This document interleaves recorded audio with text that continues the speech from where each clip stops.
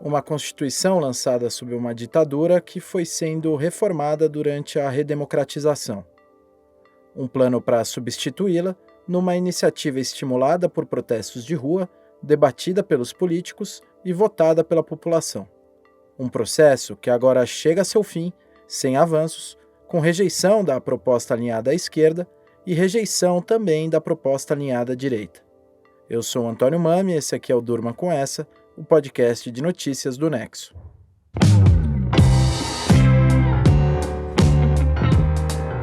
Olá, eu sou o Conrado Corsaletti, estou aqui com o Antônio para apresentar esse podcast que vai ao ar todo começo de noite, de segunda a sexta, sempre com notícias que podem continuar a ecoar por aí. Segunda-feira, 18 de dezembro de 2023. Dia seguinte ao referendo que rejeitou uma nova Constituição no Chile. 56% dos chilenos votaram contra a proposta e 44% se declararam a favor de mudar o texto constitucional do país. A Constituição rejeitada nessa votação foi elaborada por um conselho que tinha como força dominante o Partido Republicano, um partido de extrema-direita liderado por José Antônio Kast, candidato derrotado na eleição presidencial de 2021, que se notabilizou por ser o único político eleitoralmente relevante no Chile a defender a ditadura de Augusto Pinochet, general que deu um golpe de Estado em 1973 no país e só deixou o poder 16 anos depois, após um rastro de violações de direitos humanos que incluíram a prisão, a tortura e o assassinato de adversários políticos. A proposta de Constituição apresentada agora diferia muito pouco da Constituição atual, que foi lançada em 1980 na ditadura Pinochet e que sofreu uma série de emendas ao longo da redemocratização do país, sobretudo durante a presidência de Ricardo Lagos, político de centro-esquerda que governou o Chile nos anos 2000. Essa proposta constitucional encabeçada pela direita, aliás, era até mais conservadora do que o texto vigente. A principal questão em torno da Constituição atual, que está em vigor desde a ditadura, gira em torno do modelo de Estado que ela adota, um modelo que passou a ser conhecido como Estado subsidiário. Nesse modelo, a iniciativa privada é responsável por oferecer os serviços básicos para a população, e o Estado supervisiona esses serviços, só intervindo se for necessário. A proposta de Constituição rejeitada pelos chilenos no domingo previa que o Chile passaria a ser um Estado social, algo que, em tese, determinaria que o poder público garantisse direitos como saúde, educação e acesso à previdência social. Mas o texto não garantia isso de fato. Não trazia mudanças significativas nos modelos de financiamento desses serviços. Na prática, o Estado chileno funcionaria da mesma forma, com a iniciativa privada exercendo o papel preponderante. A nova Constituição proposta pela direita chegava a ser mais conservadora, como o Antônio disse, do que a do Augusto Pinochet, em vários pontos. Por exemplo, ela abria brecha para acabar com o direito ao aborto em casos já determinados em lei. Eliminava a cobrança de impostos prediais e territoriais, pagos sobretudo pelos ricos para financiar políticas sociais. Incluía também um direito chamado de objeção de consciência, que um cidadão pode invocar para não cumprir determinadas obrigações legais, desde que alegue convicções morais ou religiosas, ou seja, um trabalhador da área de saúde poderia negar uma vasectomia ou um aborto de uma gravidez decorrente de estupro, só justificando que essas ações seriam contra a sua fé. A gente procurou um velho conhecido aqui do Durma Com Essa para analisar essa derrota da direita no referendo constitucional. Estou falando do João Paulo Charlot, que cobria assuntos internacionais aqui no Nexo e que antes disso trabalhou durante anos como repórter no Chile, escrevendo para jornais como a Folha de São Paulo e o Estado de São Paulo.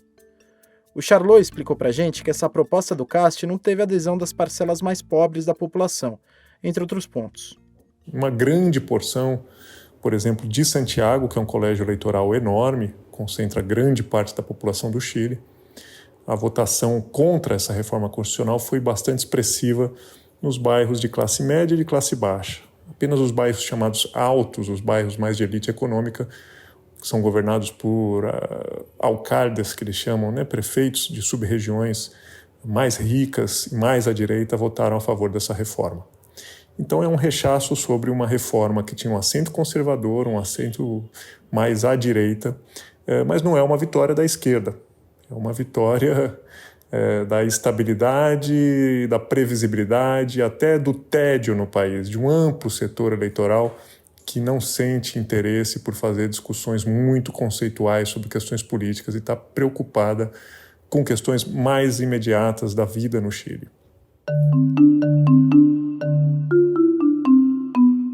O processo que levou à reforma constitucional começou lá em 2019, quando milhares de chilenos foram às ruas protestar contra o aumento da passagem de metrô de Santiago, capital do país. Recebidos com repressão, os protestos logo cresceram e passaram a reivindicar não só passagens mais baratas, mas reformas estruturais no Estado chileno. Foi um período de ebulição social que ficou conhecido como estallido, palavra em espanhol que significa surto, explosão, estouro. Em 2020, o governo de Sebastián Piñera, um presidente de direita em segundo mandato, convocou um plebiscito para consultar a população sobre a elaboração de uma nova Constituição. 78% dos eleitores que foram às urnas se disseram a favor de um novo texto constitucional. Em 2021, a população escolheu os membros do colegiado que escreveria uma primeira proposta de Constituição, um colegiado chamado de Convenção Constitucional. Era uma convenção marcada pela paridade de gênero entre homens e mulheres e uma forte presença de membros independentes e representantes de povos originários, pessoas desvinculadas de partidos tradicionais.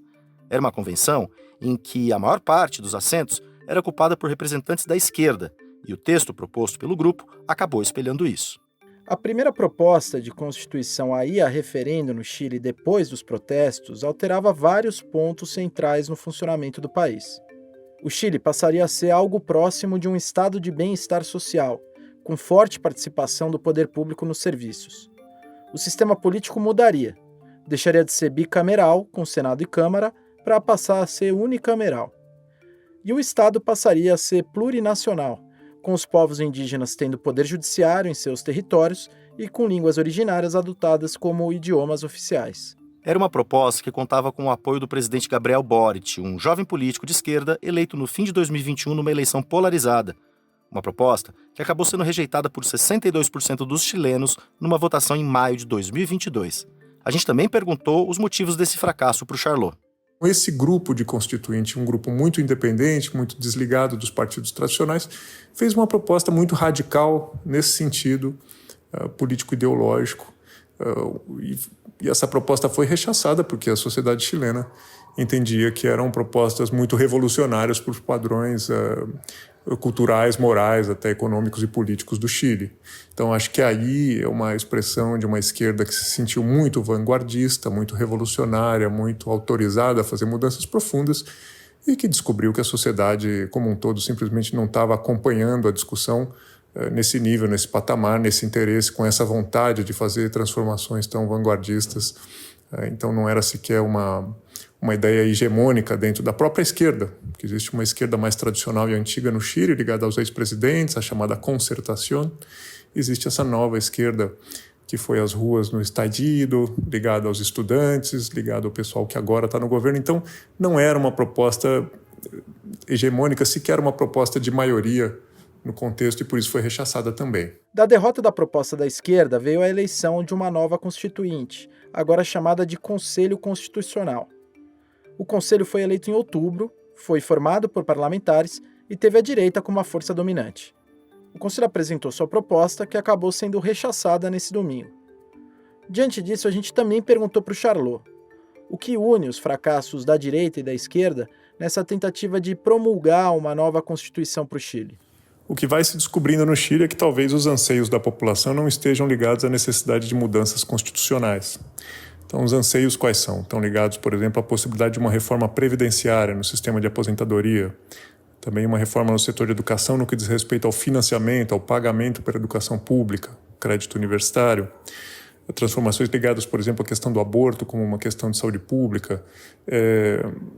Talvez legislações ordinárias possam dar conta de algumas dessas situações, embora talvez não de todas, mas assim, as pessoas têm uma percepção de que a vida cotidiana pode seguir sem uma reforma tão profunda que paralise e que divida o país. Esse vai ser o caminho adotado agora no Chile. O presidente Boric confirmou no domingo que não vai haver uma terceira tentativa de substituir o texto constitucional em vigor no país e que as tentativas de mudança agora vão seguir via legislativa, aos poucos. Depois de revoltas, plebiscito, propostas à esquerda e à direita, a Constituição chilena continua sendo, portanto, a de 1980.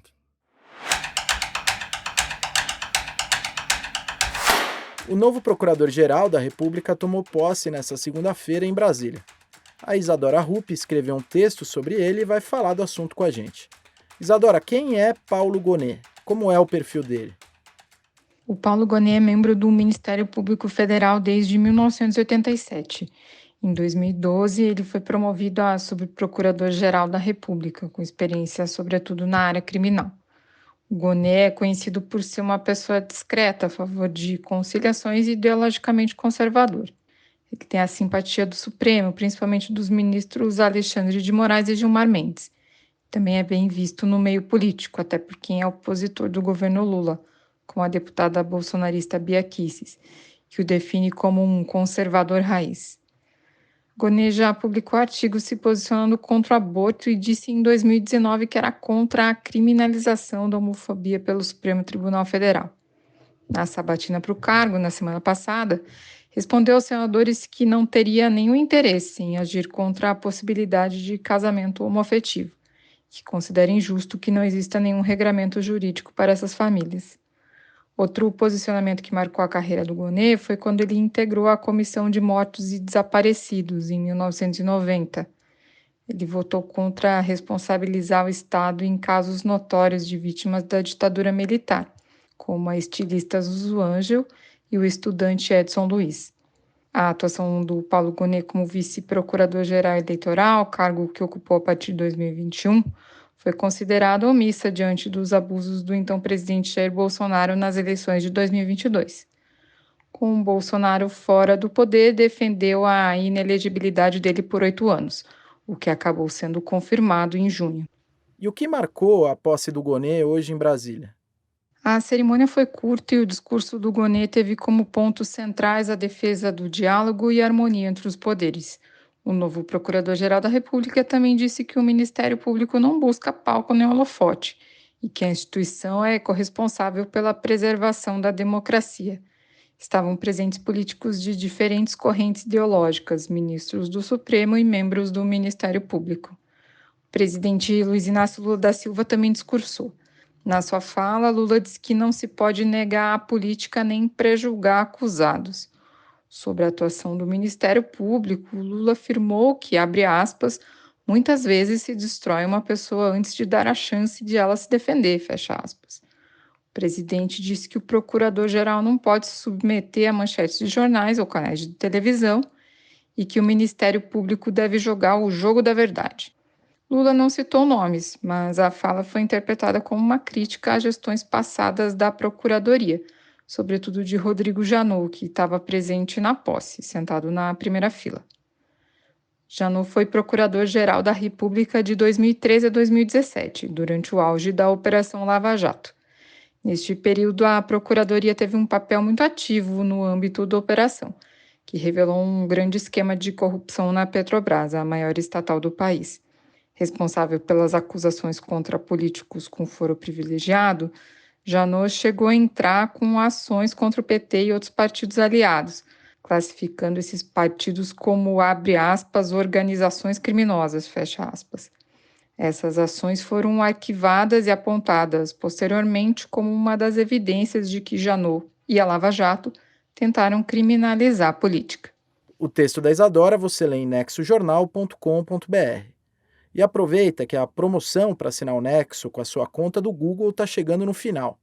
É um desconto de quase 60% na assinatura anual para você ter acesso a tudo que a gente produz. Corre que o ano está acabando e que essa oferta só vai até o dia 31 de dezembro. Do fim do projeto de uma nova Constituição para o Chile, a posse do novo Procurador-Geral da República do Brasil, durma com essa. Com roteiro, apresentação e produção de Antônio Mami, apresentação e edição de texto de Conrado Corsaletti, participação de Isadora Rupp, João Paulo Charlot e edição de áudio de Pedro Pastoriz, termina aqui mais um Durma com essa. Amanhã tem mais.